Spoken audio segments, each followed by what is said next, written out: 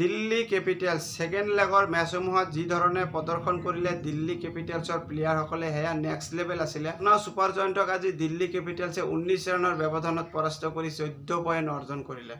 Delhi কেপিটেলছে Lucknow super জায়াণ্টক পৰাস্ত কৰাৰ পিছতো যেন দিল্লী কেপিটেলছৰ খেলুৱৈসকলৰ মাজত ইমান এটা একাগ্ৰতা দেখিবলৈ পোৱা নগ'ল, কাৰণ দিল্লী কেপিটেলছে 14 পইণ্ট সংগ্ৰহ কৰিছে যদিও পঞ্চম স্থানতেই থমকি যাবলগীয়া হৈছে দিল্লী কেপিটেলছৰ চতুৰ্থ পজিশ্যনত থাকিবলৈ হ'লে মেচখনত ডাঙৰ এটা ব্যৱধানত জয়লাভ কৰাৰ প্ৰয়োজন আছিল, আৰু সেই ডাঙৰ জয়ৰ কাৰণে যেন দিল্লী কেপিটেলছৰ বেটাৰসকলে প্ৰথম পাৱাৰ প্লেৰ ভিতৰত এটা উইকেট যোৱাৰ পিছতো যি আৰম্ভণি দিছিলে সেয়া নেক্সট লেভেল আছিলে। দিল্লী কেপিটেলছৰ অপেনাৰ বেটাৰ জেক ফ্ৰেচাৰ মুগাৰে 0 ৰানৰ আউট হোৱাৰ পিছতো অভিষেক পৰেলে যি ষ্টাৰ্টিং দিছিল দিল্লী কেপিটেলছক সেয়া টপ লেভেল ক্ৰিকেট আছিল, আৰু অভিষেক পৰেলে চাই হাফক লৈ 92 ৰানৰ যি এটা পাৰ্টনাৰশ্বিপ গঢ়ি তুলিছিল, আৰু সেই পাৰ্টনাৰশ্বিপৰ বলতেই যেন দিল্লী কেপিটেলছে প্ৰথমৰে পৰাই মেচখনত লক্ষ্ণৌ ছুপাৰ জায়াণ্টক বহু দূৰ পিছপলাই দিছিল দিল্লী কেপিটেলছৰ এই বেটাৰৰ দুৰ্দান্ত প্ৰদৰ্শনৰ কাৰণে, আৰু অভিষেক পৰেলে যেন ওপৰ-জুপৰি ভাল এটা ইনিংছৰ উপহাৰ দি গৈ আছে। হায়দৰাবাদ দলত যেনেকৈ অভিষেক শৰ্মা আৰু দিল্লী কেপিটেলছত যেন সেই অভিষেক পৰেল, আৰু দুই দলৰ এই অভিষেক নামৰ খেলুৱৈ দুগৰাকীয়ে চলিত ছিজনত যি এটা পাৰফৰ্মেঞ্চ তথা ইম্পেক্ট দি গ'ল সেয়া নেক্সট লেভেল, আৰু দুয়ো যেন অনাগত দিনত ভাৰতীয় দলৰ কাৰণে যেন নিজৰ দাবীদাৰী জনাব সেয়া এই চলিত ছিজনত দুয়ো ইংগিত দি গ'লে। আৰু অভিষেক পৰেলে কেৱল মাত্ৰ 33টা বলত 58 ৰানৰ যি এটা কেমিঅ' উপহাৰ দিছিলে, আৰু ইয়াৰ মূলতেই দিল্লী কেপিটেলছে আৰম্ভণিৰে পৰা এনে লাগিছিল যেন 200+ ৰান সংগ্ৰহ কৰিব সেয়া নিশ্চিত, আৰু অভিষেক পৰেলে 58 ৰানৰ স্ক'ৰত আউট হৈছিল যদিও চাই হোপে 27টা বলৰ ভিতৰত 38 ৰানৰ এটা ইনিংছ উপহাৰ দি অভিষেক পৰেলৰ লগত এটা ডাঙৰ পাৰ্টনাৰশ্বিপ কৰিছিল, আৰু অভিষেক পৰেল আউট হোৱাৰ পিছত যেন ক্ৰিজলৈ ধুমুহাৰ সৃষ্টি কৰিছিল ট্ৰিষ্টেন ষ্টুপছে প্ৰথমে ঋষভ পান্তৰ লগত সৰু এটা পাৰ্টনাৰশ্বিপ কৰি আগুৱাই লৈ গৈছিল যদিও পিছত শেষলৈ যি এটা ফিনিচিং দিলে ট্ৰিষ্টেন ষ্টুপছে সেয়াও টপ লেভেল ক্ৰিকেট আছিলে। ট্ৰিষ্টেন ষ্টুপছে কেৱল মাত্ৰ 25টা বলৰ ভিতৰত যি 57 ৰানৰ এটা অপৰাজিত ইনিংছ খেলিলে, আৰু ইয়াৰ মূলতেই দিল্লী কেপিটেলছে 208 ৰান সংগ্ৰহ কৰিব পাৰিছিলে, নহ'লে মিডিল অভাৰত আৰু ডেথ অভাৰত লক্ষ্ণৌ ছুপাৰ জায়াণ্টৰ বলাৰসকলে যি এটা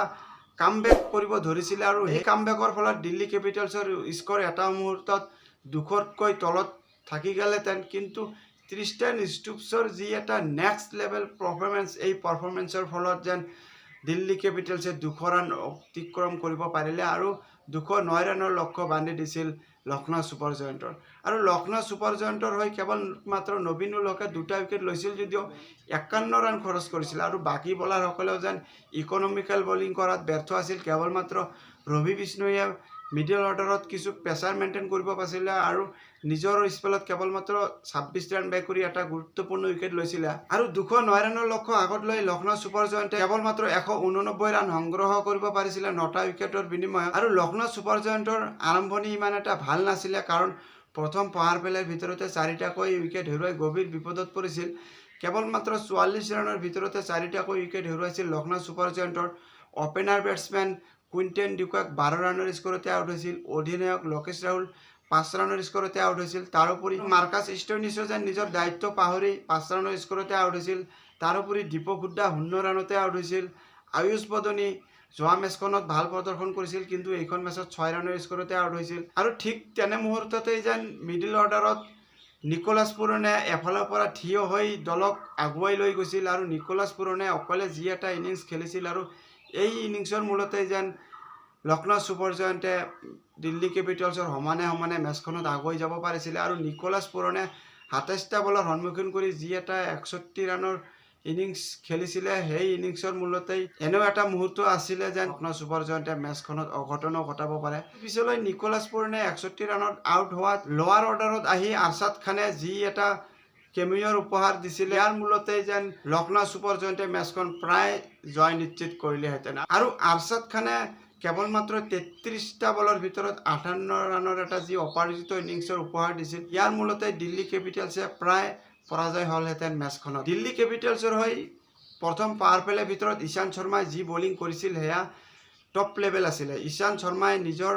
স্পেলৰ প্ৰথম 9টা বলৰ ভিতৰতে 3টাকৈ উইকেট লৈ টপ লেভেল পাৰফৰ্মেঞ্চৰ কাৰণে লক্ষ্ণৌ ছুপাৰ জায়াণ্টে প্ৰথম পাৱাৰ প্লেৰ ভিতৰতে মেচখনৰ পৰা বহু দূৰ আঁতৰি গৈছিল, আৰু শেষলৈ 19 ৰানৰ ব্যৱধানত পৰাজয় বৰণ কৰিবলগীয়া হ'ল। আৰু ঈশান্ত শৰ্মাক বাকী বলাৰসকলেও উভয়ে ভাল সহযোগ আগবঢ়াইছিল। মেচখনত খলিল আহমেদ, মুকেশ কুমাৰ, অক্ষৰ পেটেল, কুলদীপ যাদৱ, ফাষ্ট বলাৰ আৰু স্পিনাৰ উভয়ে মিলি এটাকৈ উইকেট লৈ ঈশান্ত শৰ্মাৰ পিছত যেন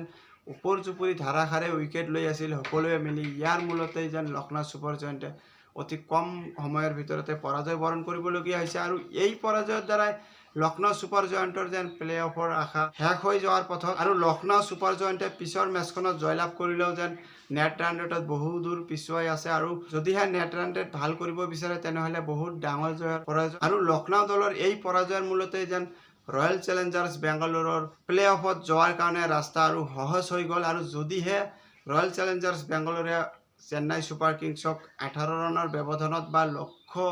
আগত লৈ যদিহে 18 অভাৰৰ ভিতৰতে মেচ জয়লাভ কৰিব পাৰে তেনেহ'লে হয়তো বিৰাট কোহলিৰ দলে চলিত ছিজনত প্লে অফলৈ যাব পাৰে। আজিলৈ মেচ প্ৰিভিউ এয়াই আছিল। ভিডিঅ'খন চাই ভাল পালে লাইক আৰু ছাবস্ক্ৰাইব কৰিব।